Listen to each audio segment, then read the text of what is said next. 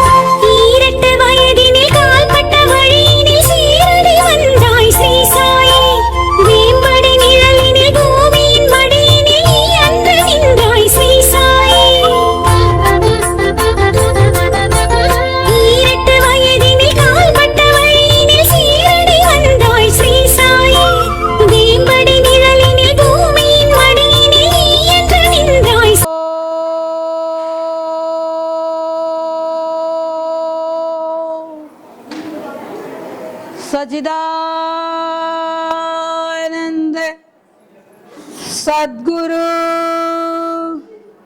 साईनाथ महाराज की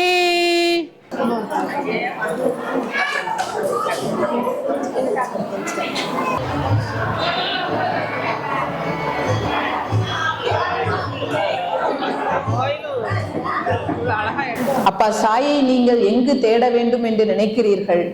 உங்கள் பிரார்த்தனைகளை உங்கள் ஆத்மா வழியாக தூதுவிட்டே நீங்கள் அனைத்து காரியத்தையும் சாதிக்க முடியும்னு சொன்னார். என்னை கற்சிலையில் தேடாதே, உன் கண்ணுக்குள்ளே நான் அமர்ந்திருக்கிறேன். கண்ணாடி முன்னாடி நின்னு பார், உன் ஆத்மா தெரியும். உன் ஆத்மாவுக்குள் நான் இருப்பது உனக்கு தெரியும். அங்கேயே நின்று உன் ஆத்மாவை தூதுவிடு, இந்த பிரபஞ்ச சக்திக்குள் தூதுவிடு. அனைத்து காரியத்தையும் சாதிக்க முடியும். தேடி தேடி அலையாதே, உனக்குள்ளேயே தேடுன்னு சொன்னார் இந்த பரமாத்மா. இந்த பரமாத்மா இரண்டாவது நிலையில பல வண்ணங்களையும் பல நிற ஆடைகளையும் கொடுத்து பல தெய்வங்களையும் இயக்கி என்ன நடந்தது? மகாபாரதம் எனும் போர் வெடித்ததுதான் மிச்சம். அங்கேயும் சண்டைகள், கிருஷ்ண அவதாரம், ராம அவதாரம், இங்கெல்லாம் என்ன நடந்தது? போர்கள் தான் நடந்தது. பல உயிர்கள் மாண்டதுதான் மிச்சம். பல ஆத்மாக்கள் துன்பப்பட்டதுதான் மிச்சம். கிருஷ்ணர் அவதாரத்தில் அர்ஜுனனுக்கு மிகுந்த பலத்தை கொடுத்திருந்தார். ஆனால் அர்ஜுனன் போரிட தயங்கினான். கிருஷ்ண பரமாத்தை துணைக்கு அழைத்தார். ஏன் அர்ஜுனா, உன்னால் இயங்க முடியும், இயங்கிக் கொள் என்று. இல்லை, நீ என்னோடு இருக்க வேண்டும், உன்னை வைத்துத்தான் நான் இயங்க முடியும் என்று தேரோட்டியாக பயன்படுத்தி கொண்டார். ஆனால் முடிவில் அர்ஜுனன் ஜெயித்தார். அப்பொழுது கிருஷ்ண பரமாத்மா என்ன சொன்னாரு? உன்னாலே இயங்க முடியும், உன் மீது உனக்கு நம்பிக்கை இல்லாமல் போய்விட்டதே. பரமாத்மா உணர்ந்தார், இந்த மனிதனை இந்த பூமிக்கு படைத்து வாழ்க்கை எனும் போரில் ஜெயிக்க தன்னுக்குள் இருக்கும் நம்பிக்கையை பலப்படுத்தாமல் இன்னொருவர் உதவியையே நாடிக்கொண்டிருக்கிறானே, இவனை எப்படி நான் பலப்படுத்துவது? இத்தனை வண்ண நிற ஆடைகளையும் பல அற்புதங்களையும் பல தெய்வங்களையும் கொடுத்து இவனை நான் வாழச் சொன்னான்.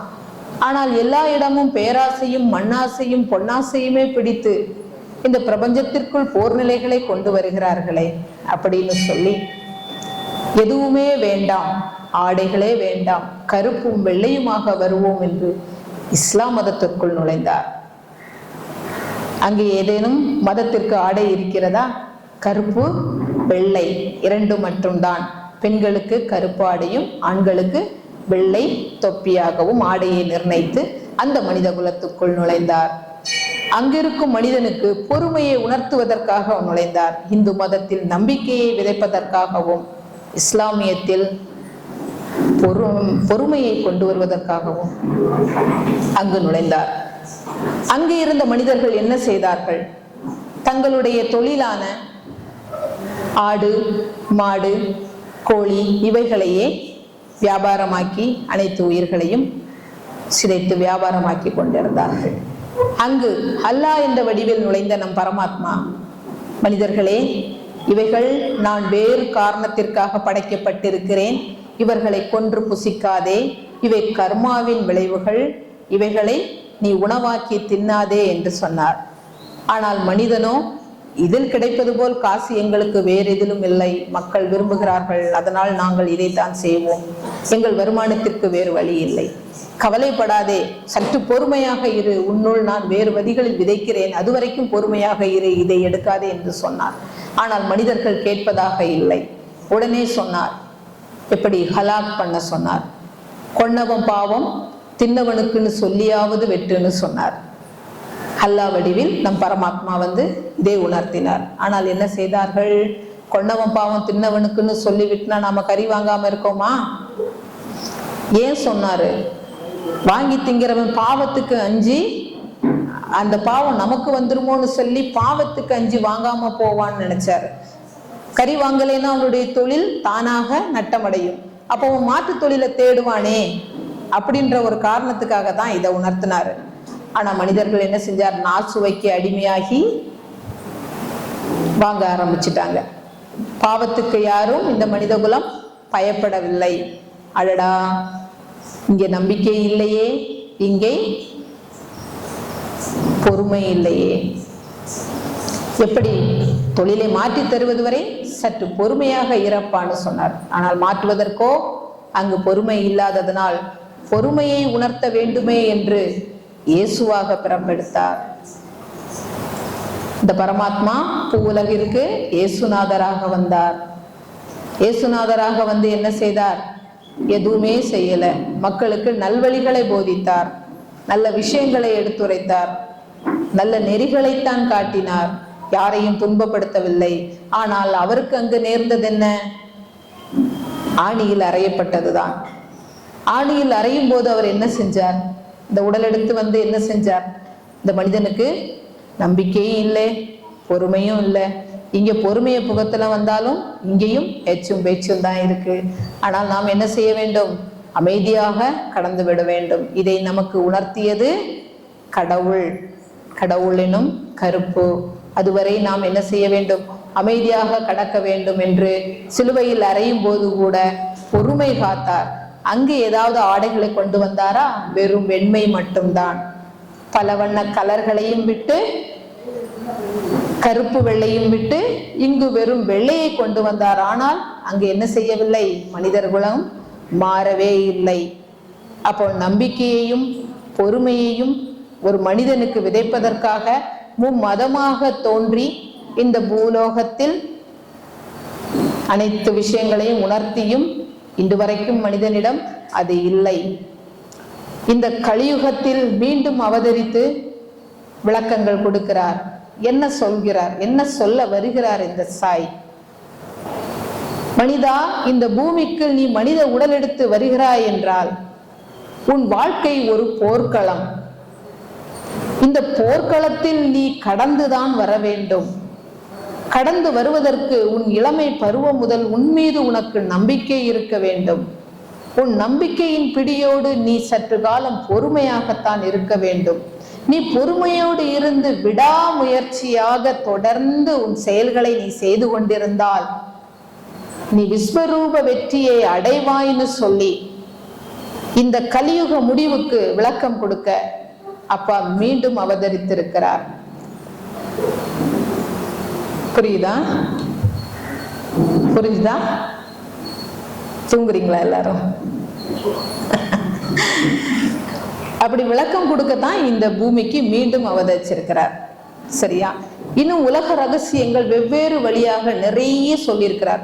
இந்த பரமாத்மா வேற எந்தெந்த வடிவிலெல்லாம் இந்த பூமிக்கு வந்தார் அப்படின்றதையும், சீரடியில அந்த ஜுவாலையா எரிஞ்சு அந்த விறகு கட்டைகளை போட்டு அதுலயும் அவர் காட்டி கொடுத்தார். நான் இங்கதான் இருக்கேன், எங்கேயும் போகல, உங்களுடைய நம்பிக்கையின் பாத்திரமாக நான் இங்கேயே இருக்கிறேன்னு சொல்லி அந்த ஜுவாலையிலையும் காட்டினார். என்னை இந்த ஜுவாலையில் நீங்கள் பார்க்கலாம்னு சொல்லித்தான் ஒவ்வொரு கோயிலையும் விறகு போட்டு எரிச்சு உதி எடுக்கிறாங்க. ஆனா உண்மையிலேயே அப்பா எப்படி உதி தயாரிச்சார் தெரியுமா? யாருக்காவது தெரியுமா அவர் தயாரிச்சு கொடுத்த உதி என்னன்னு? இந்த விறகு போட்டு எரிச்சு உதி எடுக்கிற முன்னாடி அவர் சீரடியில் வாழ்ந்த போது எப்படி உதி எடுத்தார் என்றால், அந்த பரமாத்மாவால் மட்டுமே தான் ஒரு மனிதனின் கர்ம வினையை எடுக்க முடியும் அப்படி என்பதை உணர்ந்தவர். கர்ம வினையை எடுப்பதற்காக, அதாவது கர்ம வினையை யாரும் கழிக்க முடியாது, அனுபவித்துத்தான் வர வேண்டும் என்பது பரம்பொருளையும் பரஞ்சோதிகளின் கூற்றாக இருக்கிறது. ஆனால் பரமாத்மா என்ன சொல்கிறார்? என்னை நீ அடைந்து கொண்டால் நீ கர்ம வினைகளை முற்றிலுமாக கழித்து வருவாய்ன்னு சொல்லியிருக்கிறார். அந்த கர்ம வினையை கழிக்கும் மகா சக்தியாகத்தான் இன்று உருவாகி வந்து கொண்டிருக்கிறார். அப்படி கழிக்கக்கூடிய சூட்சமத்தை தான் அவர் என்ன செய்தார்? பல நோய்களால் அவதிப்பட்டவர்களையும் சில கஷ்டங்களால் துன்பப்பட்டவர்களையும் தொட்டு ஆற தழுவி அவரின் கர்மாக்களை சீரடி சாய் தனது உடலில் வாங்கி கொண்டார். அவர்களை கட்டி அணைக்கும் போதும் அவர்களை தடவி கொடுக்கும் போதும் அவ்வுடலில் இருக்கும் அனைத்து கர்மாக்களையும் தன் உடலுக்குள் பரவச் செய்து தன்னை எரித்து கொள்ள முடியாது, ஏனென்றால் மேலும் பல பேருக்கு அற்புதங்கள் செய்ய வேண்டும் என்பதற்காக அந்த கர்ம வினைகளை தான் உடுத்தி இருந்த ஆடையில் பரவச் செய்தார்.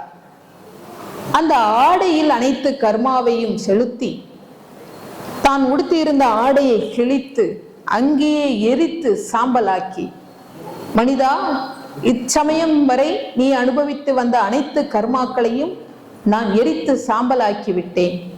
மீண்டும் நீ கர்மாக்களை தேடி உருவாக்கி கொள்ளாதே. இதோ பிடி, இதுதான் என் உதி, இதை நீ எட்டியில் இட்டு வா. இந்த நிமிடம் முதல் நீ ஒரு சிறந்த மனிதனாக வாழ்ந்து வா என்று ஒவ்வொரு மனிதனுக்கும் அதை கொடுத்தார். அவர் சட்டையெல்லாம் கிழிந்த மாதிரி போட்டோஸ் எல்லாம் நீங்க பார்த்திருப்பீங்க. அவர் பைத்தியக்காரனுக்காக கிழிக்கல, அந்தந்த மனிதர்களின் கர்ம வினையை தன் ஆடைக்குள், தன் உடலுக்குள் எடுத்து ஆடையை கிழித்து உதியாக்கி கொடுத்தார். ஆனால் அவர் உடலை விட்டு மறைந்த பிறகு எப்படி கர்மாக்களை எடுப்பது? அதுக்குதான் என்ன செஞ்சாரு? அந்த பெரும் ஜுவாலையை உருவாக்கினார். அந்த மனிதர்களுக்கு காட்டுவதற்காக பெரும் ஜுவாலையை, விறகை உருவாக்கினார். நீ ஒரு காரியத்துக்காக பாபாவிடம் முன்னாடி நின்று எனக்கு கல்யாணம் நடக்கணும், என் குழந்தைக்கு குழந்தை பாக்கியம் கிடைக்கணும், கடன்கள் தீரணும், நோய்கள் தீரணும்னு வேண்டிட்டு பிரார்த்தனை வச்சுட்டு அந்த நிறைவேறினதுக்கு அப்புறம் நீ அவருக்கு ஒரு ஆடையை எடுத்துட்டு போற, அவருக்குன்னு மேல போத்துறதுக்குன்னு ஒரு துண்டு வாங்கிட்டு போற, அந்த துண்டை உன் கையில சுமந்துட்டு வர, உன்னுடைய கர்மாவை அவர் வாங்கிட்டு அந்த ஆடையில பரவ செய்யறாரு. அதை கொண்டு போய் நீ பாபாவுக்கு கொடுத்தேன்னா பாபாவோட சிலை மேல அதை போத்துறாங்க. போத்துனது அது என்ன ஆகுது? அவர் முழுசா அந்த ஆடையில அந்த கர்மாவை பரவ செய்யறாரு. பரவ செய்த ஆடையை என்ன சொன்னாரு? ஏற்றி வச்சிருக்கிறேன் அக்னி ஜுவாலை, அதுல போட்டு எரிச்சு சாம்பலாக்கிடுங்க, அது உதியா மாதிரி எல்லாருக்கும் பிரசாதமா போகட்டும். ஆனா இன்னைக்கு என்ன நடக்குது? அந்த ஆடைகளை எல்லாரும் என்ன பண்றாங்க? ஏலத்துல விட்டுறாங்க. ஏலத்துல விட்டு வியாபாரம் ஆக்கிடுறாங்க. பாபா மேல போத்தின துணி இல்லவா, அம்பாள் கட்டின புடவை அல்லவா அப்படின்னு எல்லாரும் என்ன செய்றீங்க? வாங்கி வாங்கி வீட்டுல பூட்டி வச்சுக்கிறீங்க. இதால உங்களுக்கு கிடைச்சது என்ன தெரியுமா? யாரோ ஒருவரின் நோய் தீர வேண்டும் என்று அவர்களின் பிரார்த்தனையால் அவர்களின் நோய் கர்மாவை சுமந்து தெய்வங்களிடம் ஒப்படைத்து அதை மீண்டும் நீங்கள் வேறொருவர் வடிவாக அவங்க வீட்டுக்குள்ள நுழைஞ்சிடுது. கர்மாவை நீங்கள் என்ன செய்கிறீர்கள்? சுமக்கிறீர்கள். ஏன் உங்களால் ஒரு புது ஆடை மேலும் வாங்கிக் கொள்ள முடியாதா? ஏன் இன்னைக்கு ஏலத்துல விடுறீங்க, ஏன் அதை காசாக்குறீங்கன்னு கேட்கிறார். அதை நான் செய்யவில்லையே, நெருப்பிலிட்டு பொசுக்கி உதியாக கொடுன்னு தானே சொன்னேன், ஏன் வியாபாரமாக்கிறீங்கன்னு கேட்கிறார். அது ஆடையில தான் அந்த மொத்த கர்மாவையும் பறச்சது எரிக்க முடியும். அவர் உயிரோடு இருந்தப்ப அதை தான் செஞ்சிருக்கிறார். ஆனா இன்னைக்கு அதை எல்லாரும் செய்யறாங்களா? பாபா கோயில் ஆடன்னு வாங்கிட்டு போய் பூட்டி வச்சிருக்கிறாங்க. என்னை சார்ந்து வந்தவங்கள்ட்ட நிறைய பேர்கிட்ட என் கண்ணு முன்னாடி காட்டி கொடுத்தது, அம்பாள் கோவில்ல இருந்து ஏதாவது கோவில் புடவை வாங்கி வச்சிருக்கிறீங்களா, கோயில்ல கொடுத்த துணிமணி ஏதாவது வீட்டுல வச்சிருக்கீங்களான்னு கேட்டா ஆமா வச்சிருக்கிறோம். முதல்ல அதை எடுத்து மாத்து, உன் வீட்டுல பிரச்சனை தீரும். அதை எடுத்து மாத்தினதுக்கு அப்புறம் உங்களுக்கு எல்லாம் பிரச்சனை தீர்ந்துருக்கு. இது எனக்கு அப்பா உணர்த்தினது. இது வழியா கர்மா, அடுத்தவன் கர்மா உள்ள நுழைஞ்சிரும்பா, செய்யாதீங்கன்னு சொன்னார். தெய்வங்கள் ஏன் ஒரு கால் மேல போட்டு உட்கார்ந்துருக்காங்கன்னு உங்களுக்கு தெரியுமா? ஏன்னா கர்மாவை கால் வழியா தான் வாங்குறார். அந்த கர்மாவை கால் வழியா வாங்கும்போது இடது கால் வழியாக தான் துர்சக்திகள், கர்மா என்பது நம்மளுடைய துர்சக்திகள், அதை தன் உடலுக்குள் பாய்ச்சி வலது கால் வழியாக வெளியே விடுகிறார். எக்காரணத்தை கொண்டும் தெய்வ சிலைகளின் கால்களையோ பாதங்களையோ சாதாரண மனிதர்களின் கால்களையோ விழுந்து வணங்காதீர்கள்னு சொல்றார். அனைவரின் காலில் தான் கர்மா இருக்கிறது. கேள்விப்பட்டிருப்பீங்க, சனி கால் வழியா தான் ஏறும், கேள்விப்பட்டிருக்கீங்களா? சனியை போல ஒரு கஷ்டம் கொடுக்கற யாராலும் இருக்க முடியாது. புறங்கால் கழுவிட்டு ஏறணும்னு சொல்லுவாங்க, அங்கதான் கர்மா குடியேறுது. நீ காலில் விழுறதுனால உனக்கு என்ன நடக்கும்? ஒண்ணுமே நடக்காது. அவனுடைய கர்மா உனக்கு. நீ இன்னைக்கு காலை தொட்டு வர இறை சக்தி உள்ள ஒவ்வொரு குருக்களும் மகான்களும் தெய்வ சக்தி உள்ள ஒவ்வொரு ஆத்மாக்களும் காலில் தான் கர்மாவை சேர்த்து வைக்கிறார்கள். நீங்க போய் அந்த காலை தொடுறீங்க, உங்களுக்கு அடுத்தபடியா இன்னொருத்தர் அந்த காலை தொடுறார். இவ வச்சுட்டு போன கர்மாவை நீ தொட்டு கண்ணில் வச்சுட்டு எடுத்துட்டு போயிடுற. இப்படி காலில் விழுந்து தொடுறதுனால என்ன ஆகுதுண்டா, அங்கேயும் கண்ணுக்கு தெரியாமல் உனக்கு கர்மா கூடுது. சரியா? இப்படி கர்மாக்களை கூட்டிட்டே போனீங்கன்னா அதை கழிக்க எந்த தெய்வத்தாலும் முடியாது. இந்த பரமாத்மா ஒருவரால் மட்டும்தான் முடியும். அதனால் பாதங்களை தள்ளி நின்று வணங்குங்கள், தொட்டு வணங்காதீர்கள்னு சொல்றார். சரியா? அவருடைய திருவடி தொடணும்னு நினைச்சீங்கன்னா தள்ளி நின்று அந்த பாதத்துல உங்களுடைய கோரிக்கைகளை வைங்க, தொட்டு வாங்க. அது எழுதியே போட்டிருப்பாங்க நிறைய கோயில்கள்ல, சிலையை தொடாதீர்கள்னு. ஆனா அங்கதான் போய் தொடுவோம். செய்யாதேன்னு சொன்னாலும் செய்யக்கூடியதுதான் இந்த மனிதர்களின் செயல். அப்ப தவறுகளையும் கர்மாக்களையும் நாம தான் கூட்டிக்கிட்டே இருக்கோம். தெய்வ நிலையில இருந்து இவங்கெல்லாம் கழிக்கிறதுக்கு படாத பாடுபடுறாங்க. சரியா? இங்க அப்பா உங்களுக்கு சொல்லக்கூடியது, எக்காரணத்தை கொண்டும் எந்த கோயில்களிலும் ஆடையை தானமாக ஏலத்துக்கு எடுத்துட்டு வராதீங்க. சரியா? அது சாம்பலாக்கி எடுத்துக்கோங்க. நீங்களே வாங்கிட்டு போனா கூட எரிச்சு சாம்பலாக்கி இட்டுக்கோங்க. நெருப்புல போயிட்டா அனைத்தும் என்னது, பஸ்பம், எல்லாமே முடிஞ்சு போயிடும். ஆனா தயவு செய்து ஏலத்துல எடுக்காதீங்க, காசு கொடுத்து கர்மாவை வாங்காதீங்கன்னு சொல்றார். புரியுதா? அப்படித்தான் அவரு ஷீரடியில அந்த அக்னி ஜுவாலைய ஏத்தி காட்டினார். நான் இல்லாத போது இப்படி உதியை தயாரித்து கொடுங்கள் என்று. விறகு கட்டையில் காட்சி கொடுத்ததும் இதற்குத்தான்.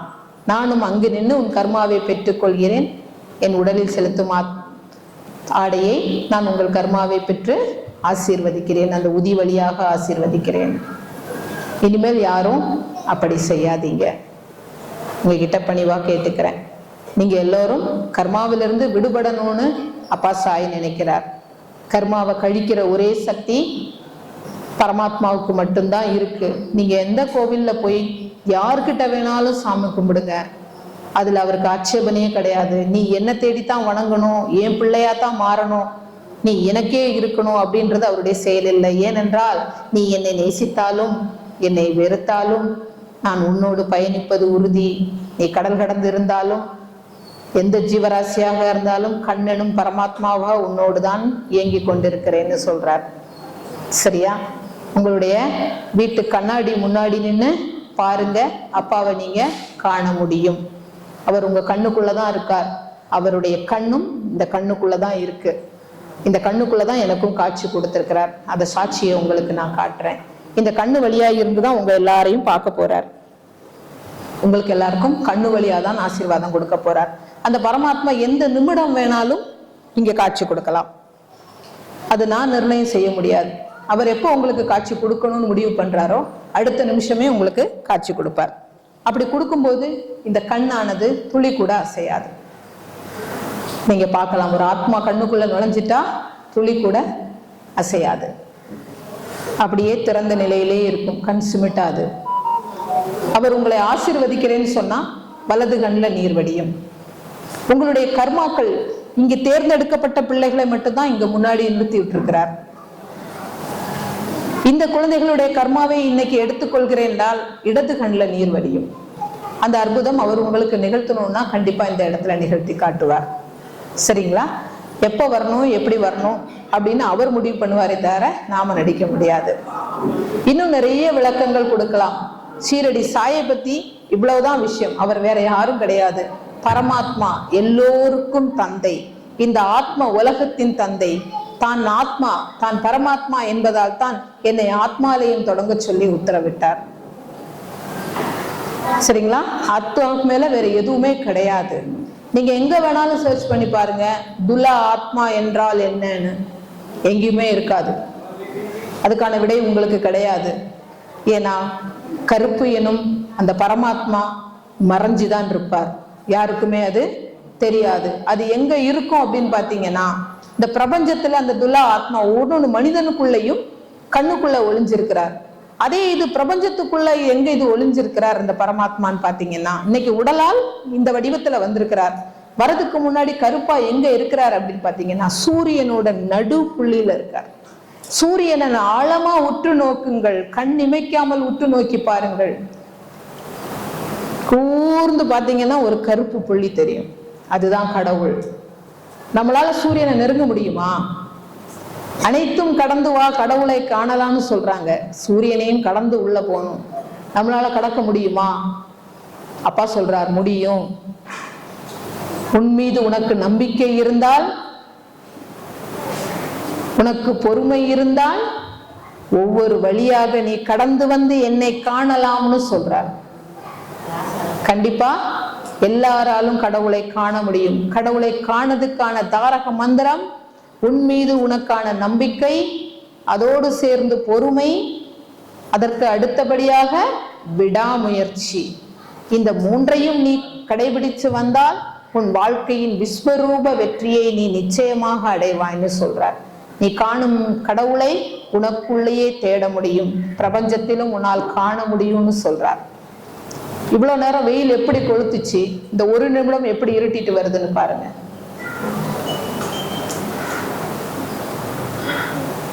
சுத்தி பாருங்க ஒரு நிமிடம். சூரியன் மெல்ல மறைஞ்சு நிக்குது.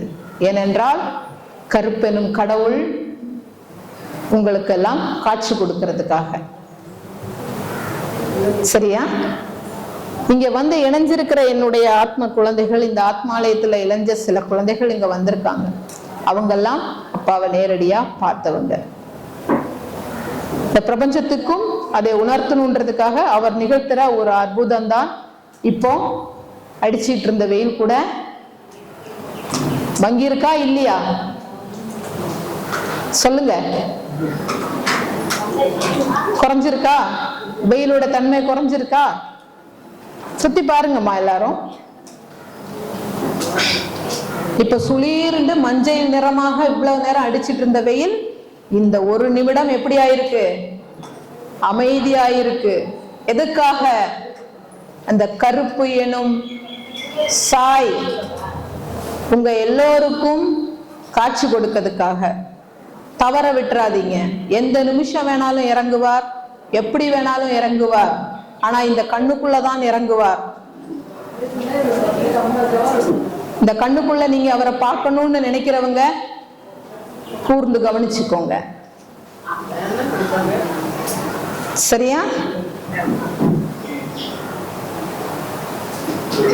பார்த்துட்டே இருங்கப்பா. பிரபஞ்சத்துல எப்படி கலக்குதுன்னு பாருங்கப்பா. தம்பி, உனக்கு புரியுதா? உனக்கு புரியுதான்னு கேட்டேன். உன்னதான் கேட்கிறேன். புரியுதா? இவ்வளவு நேரம் மஞ்சள் நிற வெயில் எப்படி அடிச்சிட்டு இருந்தது? வெயிலோட ஒளி இங்க பட்டுட்டு இருந்ததா? கருப்பு உங்களை ஆசீர்வதிக்க வரப்போறார். கருப்பின் மையப்புள்ளியாக இருக்கும் சூரியனுக்குள்ள இருக்கும் அந்த கருப்பு உங்களை எல்லாம் ஆசீர்வதிக்க வரப்போகிறார்னு சொன்ன அடுத்த நிமிடம் இருள் சூழ்ந்திருக்குதா? சூரிய ஒளி குறைஞ்சிருக்குதா? உணர்றீங்களா? எவ்வளவு பேர் தெரிஞ்சுக்கிறீங்க? கையை தூக்குங்க, அங்க வீடியோ காட்டுங்க. இவ்வளவு நேரம் சுட்டனும் அரிச்சிட்டு இருந்த வெயில் இப்ப எப்படி மங்கி இருக்கு? அப்ப கடவுள் உங்களுக்கு எல்லாம் என்ன செய்ய போறார்? காட்சி கொடுக்க போறார். யார் அந்த கடவுள்? பரமாத்மா. பரமாத்மாவின் வடிவம் இந்த சீரடி சாய். அவரின் நிறம் கருப்பு. இந்த கருப்பும் இந்த உடலை தவிர்த்து தெய்வ நிலையில் அவரின் காட்சி யார் என்று கேட்டால் சர்ப்பம். சர்ப்பம்தான் கடவுளின் உண்மையான வடிவம். அந்த சர்ப்பத்தின் காட்சியையும் இப்பொழுது இங்கு நீங்கள் காண்பீர்கள். அந்த நாக தேவதை தான் இந்த உலக ஆட்சி. இந்த அணு அசைவின்றிதான் கிடக்கும். கண்ணெனும் ஆத்மாவாக நான் நுழைந்த பிறகுதான் அக்குழந்தையானது நகரவே முடியும். பிரபஞ்சத்தை முழு படைப்பின் சக்தியை அவனிடம் கொடுத்துவிட்டு அவனை முதன்மைப்படுத்தி ஒன்றென்ற எண்ணிக்கையில் வைத்திருக்கிறேன். நான் வெறும் பூஜ்ஜியம். இந்த பரமாத்மாவிற்கு மதிப்பில்லை. இங்கு பூஜ்ஜியத்திற்கு மதிப்புண்டா? நான் மறைந்துதான் நிற்பேன். ஆனால் ஒன்று என்ற எண்ணிக்கையில் தனித்து இயங்கும் போது பரம்பொருளுக்கு மதிப்புண்டா? அங்கும் இல்லை. பரம்பொருள் என்ற ஒன்றோடு பரமாத்மா என்னும் பூஜ்ஜியமாகிய நான் இணைந்த பிறகு அதன் மதிப்பு கூடுகிறதல்லவா? சொல்லுங்கள், ஒன்றுக்கு அடுத்ததாக பூஜ்ஜியத்தை இணைத்தால் மதிப்பு எத்தனை? 10. ஒவ்வொரு ஒன்றுக்கு பின்னாடியும் ஒவ்வொரு பூஜ்ஜியம் இணைந்தால் மதிப்பு எத்தனை? பல லட்சங்கள், கோடிகளை கடந்துவிடும். ஒன்று ஒன்றாக இருக்கும். பரமாத்மா இணைய இணையத்தான் உன் மதிப்பு கூடும். ஆனால் பரம்பொருள் இல்லை என்றால் என் பூஜ்ஜியத்திற்கும் வேலையே இல்லை. இந்த உடல் இயங்க பரமாத்மாவாகிய நான் தேவைப்படுகிறேன். என்னை இயக்க என் பரம்பொருளான இந்த உடல் தேவைப்படுகிறது. இந்த பிரபஞ்சத்தின் பரம்பொருளான ஈசனும் நானும் வெவ்வேறல்ல. இருவரும் ஒன்று சேர்ந்தே இயங்கிக் கொண்டிருக்கிறோம். அவன் முக்தி நிலை கொடுப்பவன். முக்தி யாருக்கு என்று நினைக்கிறீர்கள்? உடலுக்கா, ஆத்மாவிற்கா? தெரியாத பதில். எல்லோரும் ஆத்மா என்று சொல்லிக் கொண்டிருக்கிறார்கள். ஆத்மாவிற்கு அழிவில்லை என்பதையும் நீங்கள் அறிந்திருப்பீர்கள். அப்படி என்றால் முக்தி நிலை யாருக்கு? நீ எடுக்கும் இந்த உடலுக்கு. இன்னொரு பிறப்பு வேண்டாம் என்று நினைக்கும் நீ எந்த உடலும் எடுக்க தேவையில்லை என்று ஈசன் திருவடி நாடுகிறாய். ஆனால் அழிவில்லாத ஆத்மாவின் நிலை என்னவென்று அறிந்திருக்கிறீர்களா? இறந்த பிறகு உன் ஆத்மாவின் நிலை என்னவென்று உணர்ந்திருக்கிறீர்களா? இருக்கும் போதே உணர்ந்து கொள்ளத்தான் இங்கு நான் ஆசி வழங்க வந்திருக்கிறேன். சாந்தி என்பதை இருக்கும் நிலையிலேயே காணுங்கள். இறந்த பிறகு சாந்தியை தேடாதீர்கள். ஞானம் என்பதும் ஆத்ம ஒளி என்பதும் ஆன்ம உயிர் என்பதும் நீ இருக்கும் நிலையிலேயே அடைந்து கொள்ளுங்கள். பரமாத்மாவாகிய நான் எழுத்துக்களை மட்டுமே வடிவமைத்தேன். வார்த்தைகளை நீங்கள் தான் உருவாக்கினீர்கள். நீங்கள் உருவாக்கிய ஒவ்வொரு வார்த்தைக்கும் நான் அர்த்தம் கொடுக்கிறேன். இங்கு ஆன்மாதான் உயிர், ஆன்மாதான் அழிவில்லாதது என்று நினைத்துக் கொண்டிருக்கிறீர்கள். முற்றிலும் தவறு. ஆன்மாவிற்கு ஆ இன் மா என்று எழுத்திருக்கிறது. ஆத்மாவிற்கு ஆ இத் மா என்று எழுத்திருக்கிறது. இன்னுக்கும் இத்துக்கும் நிறைய இடைவெளிகள் இருக்கிறது. இத்துக்கு பிறகுதான் இன் வருகிறது. இங்கு ஆன்மா வேறு, ஆத்மா வேறு. எல்லோரும் ஆன்மாவை மட்டுமே நோக்கி பயணித்துக் கொண்டிருக்கிறீர்கள். ஆத்மாவை உணர மறுக்கிறீர்கள். ஆத்மாதான் உங்கள் கண்ணுக்குள் இருக்கிறது. அந்த ஆத்மாக்கள் தான் மனித உடலாக இயங்கிக் கொண்டிருக்கிறது. அவை இந்த பூத உடலை விட்ட பிறகு நீ செய்த பாவ புண்ணிய கணக்குகளுக்கு ஏற்றவாறு கற்சிலைக்குள் தெய்வமாக வந்து பிறக்கிறது. அங்குதான் ஆத்மாக்களுக்கு கண்ணு திறக்கும் வைபவங்கள் நடைபெறுகிறது. நீ கற்சிலைக்குள் தெய்வமாக வர வேண்டும் என்று நினைக்கிறீ என்றால் இப்போ உலகில் நீ பாவங்கள் இல்லாமல் வாழ்ந்து வர வேண்டும். உற்று நோக்குகிறீர்களா இந்த கண்ணை? இமைகள் அசைந்ததா? கண்கள் மூடியதா? கருப்பு இங்கு இறங்கிய பிறகு சூரிய ஒளி வெளிச்சமாக இருக்கிறதா? மஞ்சள் நிற ஜுவாலை வீசுகிறதா? கருப்பு இறங்கும் நேரம் சற்று இந்த பிரபஞ்சம் இருட்டியதை கண்டீர்கள் அல்லவா? அந்த இருள் இந்த கண்ணுக்குள் அமர்ந்து உங்களை கண்டு கொண்டிருக்கிறது. இருளெனும் பிரபஞ்ச சக்திதான் கருப்பு சாயெனும் ஆத்மா. தெரியாதவர்கள் அருகில் வந்து கூட கண்டு செல்லலாம். ஏனென்றால் இப்போ உடலுக்குள் அமர்ந்திருந்து உங்களை ஆசீர்வதித்துக் கொண்டிருக்கிறேன் அம்மா.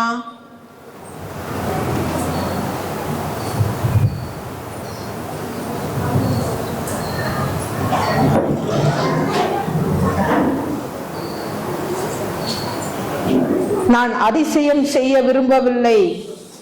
உங்களை கர்ம வினையில் இருந்து விடுவிக்க நினைக்கிறேன். இங்கு அமர்ந்தவர்களின் கர்மாவை இடதுகண் வழியாக பெற்றுக் கொள்கிறேன்.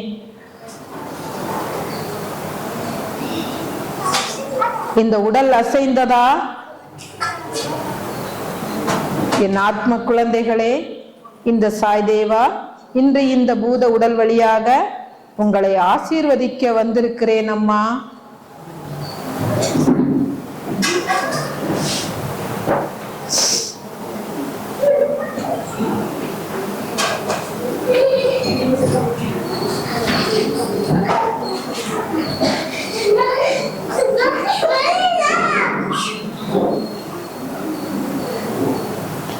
ஒரே ஒரு முயற்சியை உங்களுக்கு சொல்லிக் கொள்கிறேன். உலகத்திற்கு நான் எடுத்துரைக்கும் ஒரு முக்கியமான செயல். ஒரு செயலை செய்வதற்காக நீங்கள் எல்லோரும் முயற்சி செய்து கொண்டே இருக்கிறீர்கள்.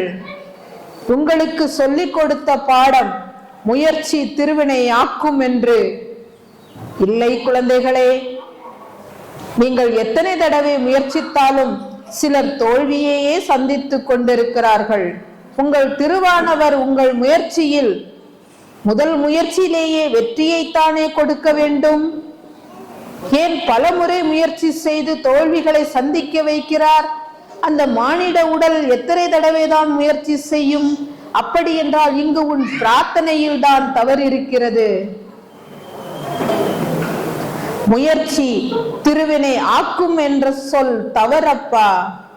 முயற்சி திருவினை அகற்றும் என்ற சொல்தான் முற்றிலும் சரியானது. அதை விளக்கம் தருகிறேன். எப்படி செயல்பட போகிறது? நீ பிறக்கும் போது யாராலும் அழிக்க முடியாத வினை நேர்வினை. நீ பிறந்தது முதல் இறக்கும் வரை உனக்கு நேர்வினை. நீ பிறந்த பிறகு குழந்தை பருவத்திலேயே உனக்குள் நுழைவது எதிர்வினை. எதிர்வினை என்பது உன் எதிரில் இருக்கும் ஆத்மா உன்னை பார்த்து பொறாமை செய்வது. இந்த குழந்தை எத்தனை அழகாக இருக்கிறது, இந்த குழந்தை எவ்வளவு அழகாக படிக்கிறது, இந்த குழந்தைக்கு மட்டும் இத்தனை சக்தியா, இத்தனை அறிவா என்று குழந்தை பருவத்திலேயே உனக்கு எதிர்வினை விளைந்து விடுகிறது. நீ வளர்ந்து வரும் பருவத்தில் ஊழ்வினை, உனக்கு நீயே செய்து கொள்ளும் வினை. உன்னை நீயே அறியாமல் தவறு செய்வது ஊழ்வினை, உனக்கு நீயே செய்து கொள்வது. மூன்றாவதாக கர்மவினை. இது உனக்கு சம்பந்தம் இல்லாதது, உன் முன்னோர்கள் உனக்காக பரிசளிப்பது. இப்படி 4 வினைகள் உன்னை சூழ்ந்திருக்கிறது. நேர்வினை, எதிர்வினை, ஊழ்வினை, கர்மவினை. இந்த 4 வினைகளில் அதிகமாக செயல்படக்கூடியது எதிர்மறையான அந்த 3 வினைகள் தான். எதிர்மறை, ஊழ்வினை, கர்மவினை. இந்த 3 வினைகள் இங்கு அதிகமாக இருக்கும் போது நீ முயற்சி செய்து கொண்டே இருந்தால் தோற்றுத்தானே போவாய். இந்த 3 வினைகளையும் நீ வணங்கும் திருவானவர் அகற்றித்தானே கொடுக்க வேண்டும். சரிதானே? அதை ஆக்கி கொடுத்தால் நீ எப்படி வெற்றி பெறுவாய்? உன் முயற்சி திருவானவர் உன் வினைகளை அகற்றும் பட்சத்தில் நீ முதல் முயற்சியிலேயே வெற்றி பெறுவாய்.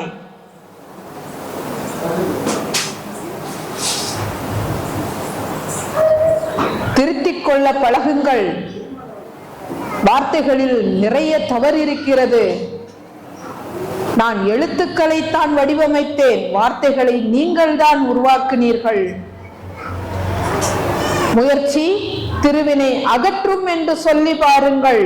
என்றுமே அழியாத உங்களுடைய நேர்வினையோடு மற்ற 3 வினைகளும் அணைந்து அனைத்தும் நேர்வினையாக செயல்படும். எடுத்த முயற்சியில் முதலிலேயே வெற்றி பெறுவீர்கள். நீங்கள் தேர்ந்தெடுக்கும் இறையின் முன்னால் அமர்ந்து, இறைவா, என் முயற்சி திருவாகிய நீ என் வினைகளை அகற்றிக் கொடுப்பாய் என்று வேண்டிக் கொள்ளுங்கள். என் குழந்தைகளே, நிச்சயமாக நீங்கள் வெற்றி பெறுவீர்கள். வளர்ந்து வரும் உங்கள் குழந்தைகளுக்கும் கல்வியில் முன்னேற, வாழ்க்கையில் சிறக்க இதையே நீங்கள் சொல்லிக் கொடுங்கள்.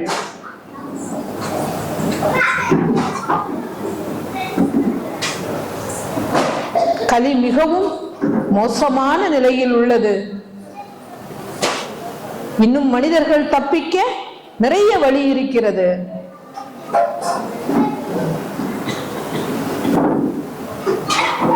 முயற்சி செய்யுங்கள், தெளிவாக முயற்சி செய்யுங்கள், உண்மையோடு இணைந்து முயற்சி செய்யுங்கள். நீ யாரை வேண்டுமானாலும் வழங்கிக்கொள். உன்னை மதம் மாற்றுவது மிகப்பெரிய தவறு. நீ எந்த மதத்தில் பிறக்க வேண்டும் என்பதை பரமாத்மா முடிவு செய்துதான் உன்னை இந்த பூலோகத்திற்கு கொண்டு வருகிறார். அதிலிருந்து நீ வேறு மதத்திற்கு மாறுவாயானால் அங்கு நீ கர்ம வினைகளை கூட்டிக் கொள்கிறாய்.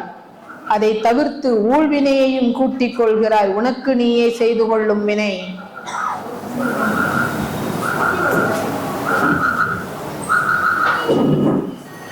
முக்கியமான ஒரு விஷயம், சனாதன தர்மம் என்று இந்த உலகம் முழுவதும் சொல்லிக்கொண்டு பல பிரச்சனைகளை சந்தித்துக் கொண்டிருக்கிறார்களே. தர்மம் என்பது அனைத்து உயிருக்கும் பொதுவான வார்த்தை. இங்கு மதபேதங்கள் எதுவுமே இல்லை. சனாதனம் என்பது ஒவ்வொரு மதத்துக்குள்ளும் ஒளிந்திருக்கிறது, ஒவ்வொரு மனிதனுக்குள்ளும் ஒளிந்திருக்கிறது. எந்தெந்த மதத்தில் நீ பிறக்கிறாயோ அந்தந்த மதத்தின் தர்மத்தை நீ காத்து நில், அந்தந்த மதத்தின் வழியாக நில், அங்கங்கு நின்று செயல்படு. அந்தந்த மதத்தின் தர்மத்தை காத்து வா. இதைத்தான் என் ஆத்ம குழந்தைகளுக்கு நான் சொல்லி அனுப்புகிறேன். சனாதன தர்மம் என்பது ஒரு தனி மதத்தின் அடையாளம் இல்லை, ஒவ்வொரு மனிதனின் அடையாளம். சனாதன தர்மம் என்பது மதத்தின் அடையாளம் இல்லை, மனிதனின் அடையாளம். உலகம் முழுவதும் இயங்குவது மனிதன்தான். அம்மனிதனின் ஆயுள் காலத்தில் கூடுதல் குறைவாக உயிரை மாய்க்கும் போது மீண்டும் அதை இந்த பூலோகத்தில் அனுப்பி வர வேண்டும் என்பதற்காகத்தான் ஜீவராசிகளாக பிறக்க வைக்கிறேன்.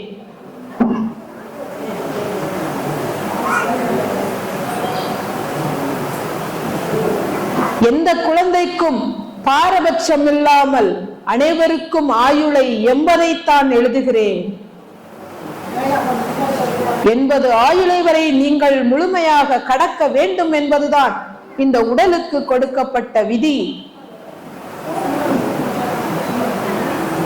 ஆனால் இடையில் நீங்கள் செய்து கொள்ளும் அகால மரணமும் துர்மரணமும் உங்களை இங்கு துர்சக்திகளாக அலைய செய்கிறது.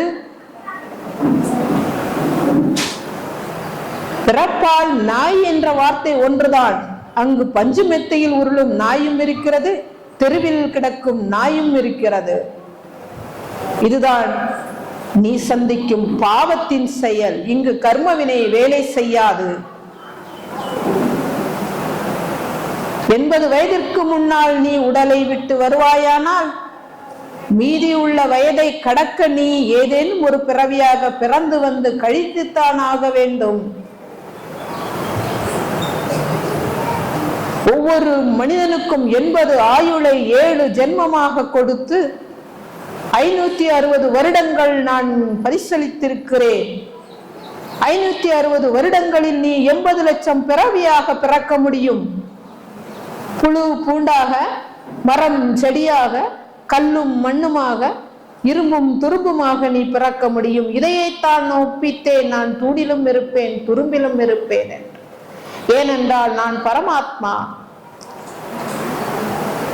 பரமாத்மா துரும்பாகவும் பிறக்க வைக்க முடியும், தூணாகவும் பிறக்க வைக்க முடியும். இன்று உங்கள் கைகளில் இயங்கும் ஒவ்வொரு பொருளும் ஆத்மாக்கள் தான். ஒவ்வொரு ஆத்மாவிற்கும் பலிக்கும் என்பதை உணர்ந்து கையாளுங்கள். அது கல்லுதானே, அதுக்கு வலிக்காது என்று எட்டி உதைக்காதீர்கள். அதற்கும் வலி ஏற்படும். கல்லாக பிறந்து அடி வாங்கித்தான் வரும். கல்லாக பிறந்து கோயில் படிக்கட்டுக்குள் அமர்ந்து ஒவ்வொரு ஆத்மாவும் மிதித்து மிதித்து துர்மரணங்கள் கருவறைக்குள் செல்ல கஷ்டப்பட்டுத்தான் வரும்.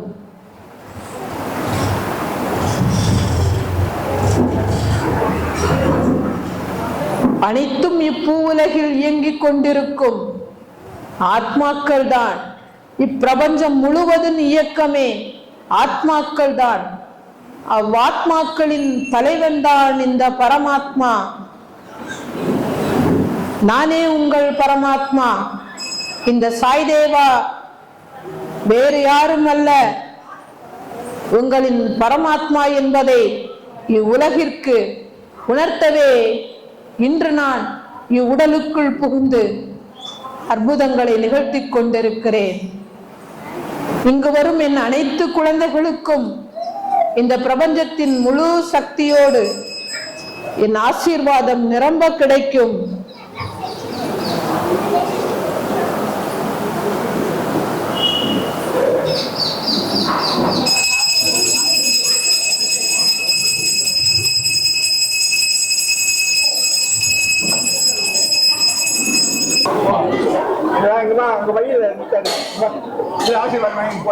என் பராசக்தி ஆனந்தமாக இருக்கிறாள். சரியா? சரிம்மா. அவளை நீ நன்றாக பார்த்துக் கொள்கிறாய். சரிம்மா. நான் வந்ததும் என்னிடத்தில் எடுத்துரைத்து விட்டாள். தந்தையே, எனக்கு வேளா வேளை அனைத்தும் சிறப்பாக நடக்கிறது என்று. அவளை நல்ல முறையில் பார்த்துக்கொள். சரியா? சரிம்மா. ஒரே ஒரு